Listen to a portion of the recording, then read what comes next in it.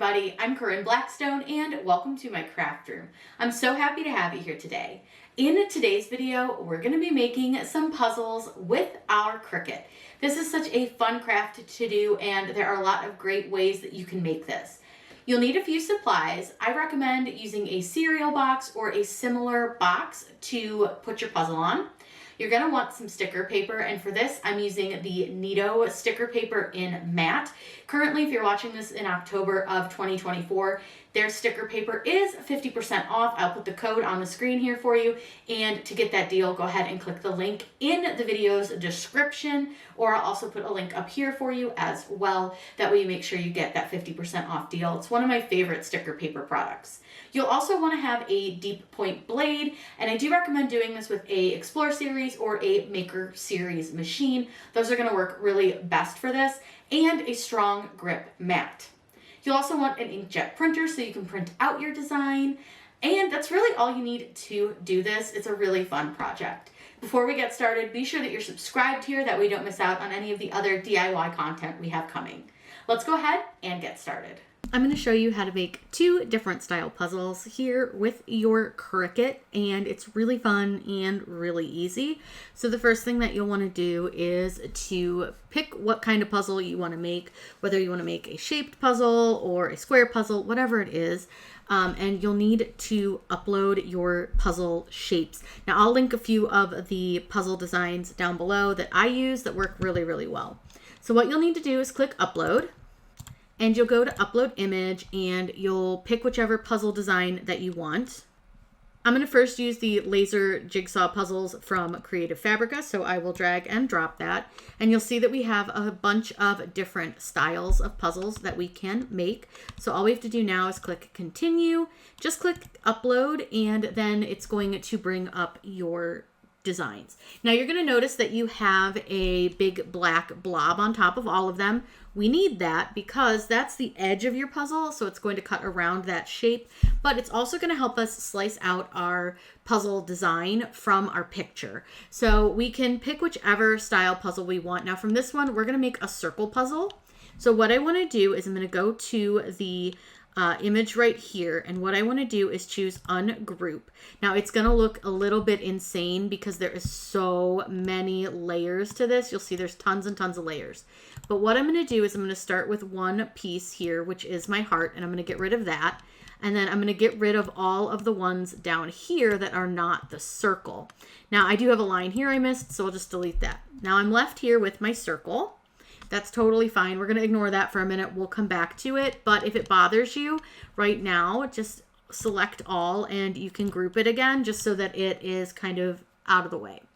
Now we're going to upload our second type of design. So I'm going to go to upload and upload another image. And for this one, I'm going to be using the jigsaw puzzles that I got from Design Bundles. Now I'm going to look at the PNG really quick just so I can see which one I want to choose. I don't want one with a ton of pieces. I think we're going to go with Jigsaw 5. So I'll go back into my SVGs and I want to use Jigsaw 5. And I'm going to upload that. And you'll see here, this is just a simple rectangle. It's nothing crazy. You will notice that it looks really blurry. It won't be once you put it into your Design Space. This is just something that's been going on with Design Space lately. But you'll notice that once it's over here, it's totally fine. So I don't know what's up with that. But it's fine. The next thing we have to do is upload the image that we want to use for our puzzle. So I'm going to click upload. I'm going to choose upload image again, and then I'm going to find the picture that I want to put in my puzzle. For this one, I'm going to use a picture from an event that we did with our local rescue and the Cleveland Guardians. And look at the cute puppy. I mean, how can you not? And click continue. You can use any picture that you want. You don't have to use a family picture. You just simply have to upload your image. Just click apply and continue, and you want to change it to the flat graphic and click continue. Then just click upload and it's going to put it into your design here. Now for this, we are going to use two of these. So I'm going to duplicate my image, slide one over here, and then this one first we'll start with. We're going to slice this so that that circle is going to be our puzzle. So what I want to do here is I'm going to duplicate my circle. I'm going to make sure my circle is to the front, and then I'm just going to kind of figure out what part of the image do I want for this design. So obviously I want to make sure our heads are there. I want to make sure the puppy is in the photo. So I'm just kind of going to scooch this around a little bit. Now what you can do is, if you're having a little trouble seeing, change this over to a guide, and you can see here that you have this little guide area. Now, you'll also notice that we do have all those puzzle pieces because I duplicated the group, which was not what I wanted to do. I only wanted to duplicate the circle. So if you do that, it's okay. Just go ahead and ungroup this. And then I want you to get rid of all of these pink jigsaw pieces. And you can just do that by holding the Shift or Control on your keyboard and selecting all those little pieces, because you don't want those to slice into your picture, and then delete them. And now we have just the circle. So I think that's pretty good. I think that looks pretty about where I want it. So I'm going to change this back to a basic cut. I want to select this basic cut and my image, and I want to go ahead and click slice. Then you can delete any of the extra parts that you don't need, which would be the circle here, and voila. That looks pretty good. I think we are good to go with that one. So I'm just going to slide this one over, and we'll finish up working with this one in just a moment, because now we want to work with this one. So for this one, all I'm going to do is I'm going to size my image, and I'm going to get it so that it's inside this. Now here's the one thing with this one that's a little more difficult. You'll notice that it's just the jigsaw pieces. That's totally okay, because what we're going to do is we're not actually going to need to slice our image. We just need to get it so that it fits within our puzzle pieces, and then from there you can go ahead and just attach the puzzle to it. So these are done in a little bit of a different way. These puzzle pieces don't have an edge, that's why you need the circle, and these ones do. So I'm going to right click on our puzzle pieces, and I'm going to bring this to the front. And you can change it if it's going to help you see your colors, but a lot of times you really can't see the difference in your color. So I just kind of get this where I want it on my puzzle, on my picture, and then I'm going to just size my picture down a little bit, and then I'm going to move my puzzle over to where I want it. I think that looks pretty good. Then all I have to do is select both pieces and simply attach them. Now from here we can make this bigger so that it fits, but we'll get to that in just a second as well. Now with this one, you'll see that again, we have that big black circle. So what you can actually do is hide this circle. So now from here, you can really change the size of your puzzles totally so that you can make them as big or as small as you want them. I do recommend going pretty big on a puzzle just so that you have a little bit more space. Now, obviously with print and cut, we are limited on our sizing, but I want to change my sizing because I'm going to print this on regular sticker paper. So I'm going to go up to my settings, and under load type, you can change your print and cut page size. I was using A4, so I want to make sure that I'm using the letter sizing, and I'm going to click done. Now again, you know I have that little handy dandy template that'll help us size these so that they'll fit best within our design. So I'm going to use that. Now we need to resize this because it does come in really big. So if you change the width, you need to change it to 7.43. It just needs to be slightly smaller than what I say here, thanks to Cricut and their crazy design space. Now from here, all we need to do is send this to the back, and that way we can size our puzzle on top of it so that it'll take up as much space as possible, but still be within the print and cut limits. Now it's just still just a little too big, and the reason it's a little too big is because of the bounding box. So you got to keep the bounding box in mind when you are choosing your size. So I'm just going to try to slide this out just a little bit and just see how big it will let me go, because it's really oddly letting me go pretty big. So I'm just going to squish it down a little bit. I think that's pretty good. All right, so we'll stick with that one. And then this one here, we just want to get it as big as we can again, which I think we can go just a little bit bigger. All right, that looks pretty good too. Ignore these little warnings. They're basically just saying that your design, your picture is low resolution. It's not. It's totally fine. It will print just fine. So I'm going to delete the template. Then I want to save my entire design. I'm going to save this as puzzle and click save. Now we are ready to print these out and get them ready to be put on to our backing so that we can make some really fun puzzles. So what we're going to do is click make, and you'll see that it's going to bring us up 2 pages, and we'll have to print each page individually, and we're going to be printing these on sticker paper. Now what you're going to see here, it's going to look really crazy because it is showing you the cut lines on both of our designs, but those will not print, and you'll see that in the next screen. This is something like Print and Cut has been doing since the update. I kind of don't hate that, but it is a little bit confusing if you're just now seeing the update. So just be aware that it will show your cut lines. But when we hit continue and we go to send it to our printer, what you're going to see is, if you look, you don't see any of those lines anymore. So that's exactly what you want. It just shows you where it's going to cut on that other page, but it's totally fine. So now we are going to be using our Epson EcoTank inkjet printer for this, and we're going to be using some needle labels, and needle labels are 50% off right now. I will link them down below with the coupon code for October, so be sure to check them out. Such a good deal. Now I want to leave my bleed on. That's going to push a little bit of the color out from the edges of our design, and I want to make sure that I use my system dialog. That's going to open up our printer preferences so that we can make sure that we print this on the best quality that we can. So I'm going to click print, and it's not going to send that to the printer. It's just going to open up that system dialog. Once your system dialog opens, you want to make sure you have the correct printer selected and click on preferences. Now under preferences, we can make a few changes to make sure that we get the best quality print that we can. So what I do is I change my paper type from plain paper bright white to premium presentation paper matte. I change my quality from standard to high, and then I make sure that color is selected. I have one more setting that I change under more options, and I turn off high speed print. Now keep in mind, if you're not getting all of these settings with your printer, it's just because you didn't install your drivers fully, and it's a really easy fix. Just go to your printer manufacturer's website, search for the drivers for your model of printer, and then reinstall those drivers, and you should get all these settings. Once you have the settings right, go ahead and click OK and click print to send it to the printer. I'll show you how to print your second page as well. Once you've finished printing page 1, it's just going to tell you kind of what your page should look like. This is something new that Cricut added, and I think it's really helpful. So you'll see that you have 4 sensor marks with a directional arrow in the top left corner pointing up. There should be at least ½ an inch between the sensor marks and the material edges. And if your print doesn't have those features, you may need to print again. My print's perfectly fine. So all I simply have to do from here is click done. Now, what it's going to try to do is connect to my machine, but I have this second page that I want to print before I go to cut anything.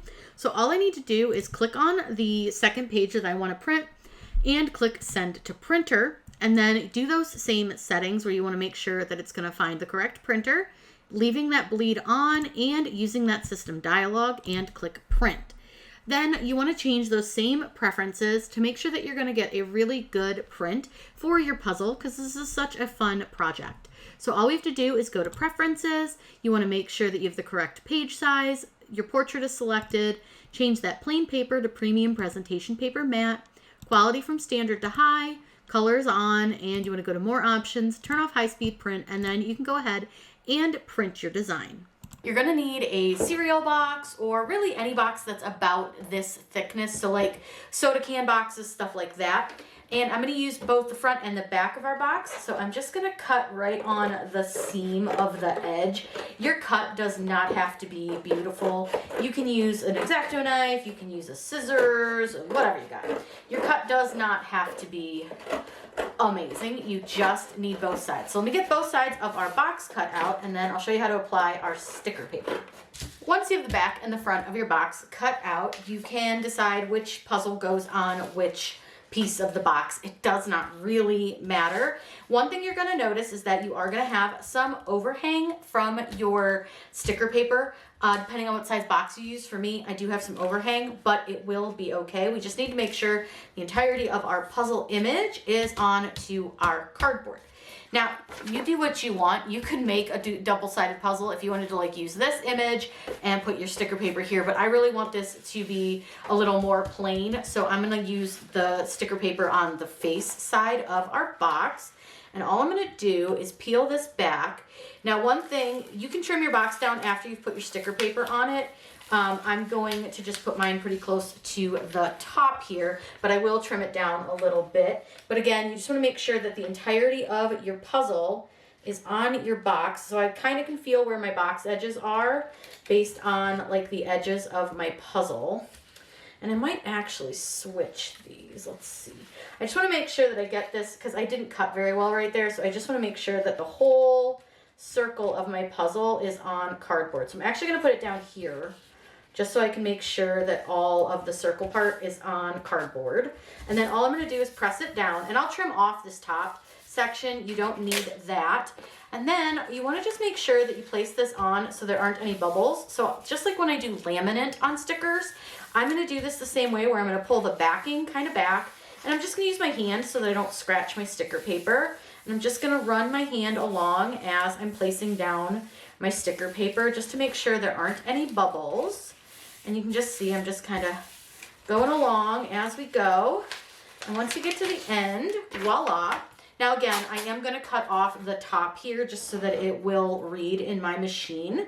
So you're going to probably need to trim this a little bit, but you don't want to trim the top all the way off, and you don't want to trim the sides, because that can actually cause the Cricut not to be able to read your design. So there we go, there's one. I'm going to do the next one the exact same way, so I'll speed that up so you don't have to watch that. Then we will load this into the machine to cut.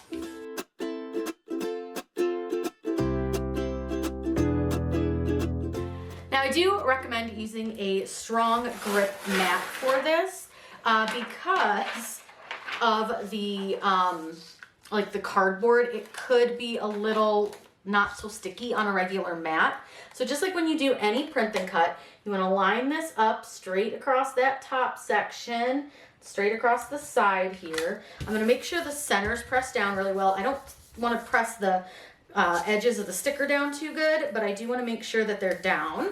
And then I'm just going to get this little hunk of cardboard off of here, and then we can load this into our Cricut. Now I made a custom cut material setting for this, and it is set to the 350 pressure. It's going to cut twice with our deep point blade. Now Cricut does give us a little arrow so we know which way to put our sticker paper in. So we're going to go ahead and load this in. Now this cut may take a little while, so I'm going to let you guys watch this cut out our puzzle, and then we'll do the next one, and that's going to be this one here. I just have the sticker backing stuck to it so it doesn't stick to anything else, and we'll go ahead and get everything cut out.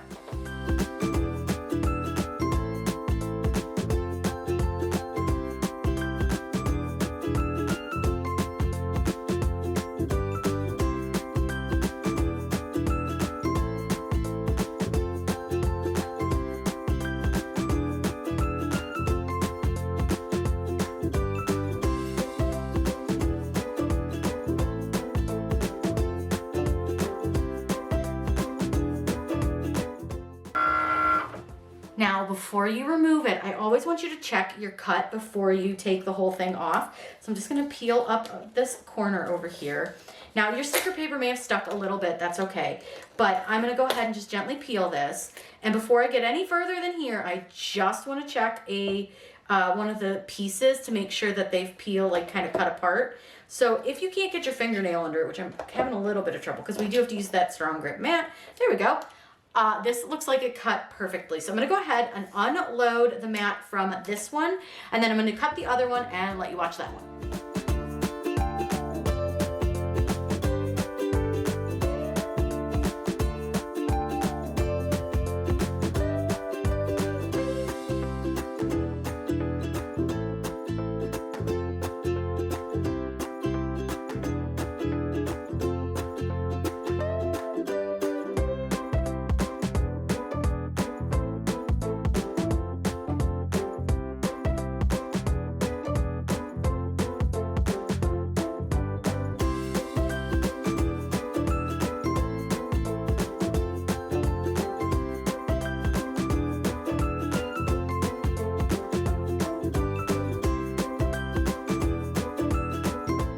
Okay, so for some reason my camera decided to turn off, but I cut this puzzle out. You can see this one very, very messy, and I think that's due to the design of the SVG. So I'm gonna go ahead and unload this. I'm sure it cut through fine. And what I wanna do is try not to get any of the puzzle gunk, so all this extra shredding on my mat. I wanna try to keep my mat fairly clean. So what I'm gonna do, let me grab one puzzle and scooch it out of the way. I'm gonna turn my machine so it's out of my way. And I'm gonna try to just very gently like brush all this junk off to the side. I wanna show you how much gunk this one made. And like I said, this is the SVG's fault, not the puzzle. You saw that I cut out another puzzle without all this mess. So I just wanna try to like wipe as much of this off. as I can. And the reason for this is that this was actually cutting a double line and not a single line through the puzzle. So this may not be like the one that you necessarily want to use if you want like a really clean cut. I'm gonna go ahead and just brush all that off. Look at all of this dirt. So there was a lot on this puzzle. So now that I've got that off, I'm gonna go ahead and just give it one more quick brushy brush just to make sure. I just don't want a dirty mat. So, okay, now that I've gotten what I think is enough off, I'm gonna go ahead, flip this over, just give this a quick wipe, and I'm gonna peel my puzzle off of my mat. Now I'm gonna just gently do this, and I'm gonna peel it off just like so. And then as my pieces are starting to come off, I'm gonna peel those off as well. And you'll notice that you can see where it's got some of the gunk stuck to the mat. I don't know how well you guys can see all that. But that again is because it was cutting around the puzzle as it was a double line and not a single line. So I don't know if I'd recommend that one as much, but I still think it worked okay. So I'm just gonna go ahead and keep peeling. I'm gonna get all of this off. I'm gonna clean my mat, I think, a little bit before I put these puzzles together. And then I'm gonna show you how cool these puzzles are once you can actually build them. They're really, really fun. So I'm gonna go ahead and get this off and we will build our puzzle. I'm going to put both puzzles together, and I will say that the rectangle puzzle, the pieces don't snap in as well as they do when you'll see the round shape puzzle, because it cut that double line, so it cut a little bit of a thicker line between the pieces, but it still works and it still came out really cute. But I also think you can really see the lines in that one a lot more than you'll see them here in the circle. Do not judge me for my poor puzzling skills today. It was not my day to put a puzzle together, but these are really cute and really fun, and I think that these also make a really cool keepsake gift for people. So they're great for like wedding gifts, birthday gifts, or if you want to surprise someone with something, maybe a trip or a special gift or something like that. These are always like a fun thing that you can do. Now I've linked down below everything that I used for this video, including the different SVGs for the puzzle pieces, so you be sure to check those out. Again, it doesn't cost you any more to purchase anything through the links that I have down in the description. It does just help me continue to make free videos for you guys. Now, if you have any questions, please let me know in those comments down below. I'm always happy to answer those for you. I hope you all have a wonderful day, and as always, happy crafting.